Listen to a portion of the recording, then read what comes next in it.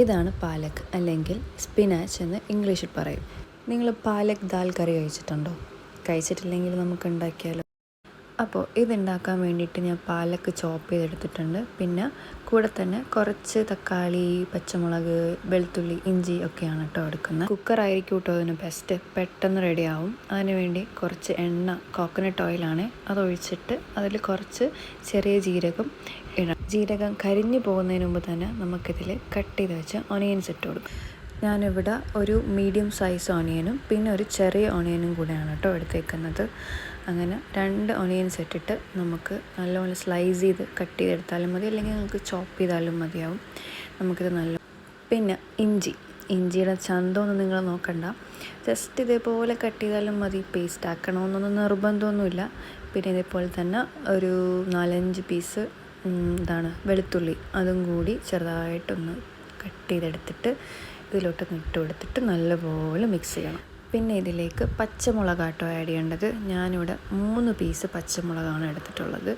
അതൊന്ന് 2ആയിട്ട് മുറിച്ച് ഒരു 4-5 പീസാക്കിയിട്ട് അതും കൂടെ ഒന്ന് ഇട്ടിട്ട് നമുക്ക് ഇളക്കാം.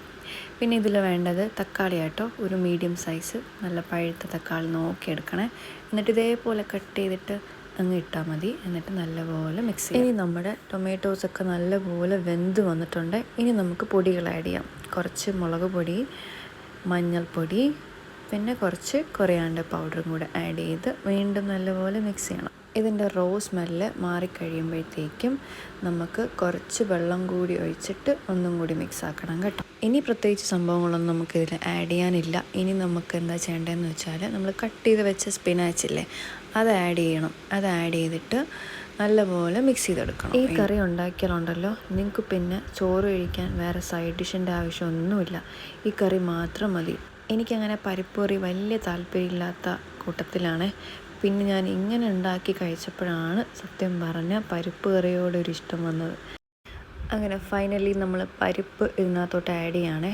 ഞാനിവിടെ 3 കപ്പ് വെള്ളമാട്ടോ ചേർക്കുന്നത്. നിങ്ങൾക്ക് അധികം തിക്നെസ് വേണ്ടെങ്കിൽ കുറച്ചുകൂടി വെള്ളം ഒഴിക്കാവുന്നതാണ്. എന്നിട്ട് ഉപ്പിട്ടിട്ട് നമുക്ക് 5 വിസിൽ വരുന്ന വരെ നമുക്കിതൊന്ന് അടച്ച് വെച്ച് വേവിക്കണം കേട്ടോ. ഞാനെങ്ങനെ ചെയ്തതെന്ന് വെച്ചാൽ, ഒരു 3 വിസിൽ വരുന്ന വരെ ഞാൻ ഹൈ ഫ്ലെയിമിലാട്ടോ വെച്ചത്. അത് കഴിഞ്ഞിട്ട് 2 വിസിൽ ഞാൻ ലോ ഫ്ലെയിമിൽ ഇട്ടിട്ടാണ് വേവിച്ചെടുത്തത് കേട്ടോ. അങ്ങനെ നമ്മുടെ കറി ഇവിടെ റെഡി ആയിട്ടുണ്ട്. ഈ ഒരു കൺസിസ്റ്റൻസിയിലാട്ടോ ഇതുണ്ടാവുക, എന്നാലേ അതിൻ്റെ ടേസ്റ്റ് നിങ്ങൾക്ക് കറക്റ്റ് അറിയാൻ പറ്റത്തുള്ളൂ. നിങ്ങൾ ഇതുവരെ ട്രൈ ആക്കിയിട്ടില്ലെങ്കിൽ എപ്പോഴും ഈ വെറുതെ പരിപ്പ് കറി ഉണ്ടാക്കാണ്ട് ഇങ്ങനെ ഒന്ന് ട്രൈ ആക്കി നോക്കണേ. ഭയങ്കര ടേസ്റ്റ്.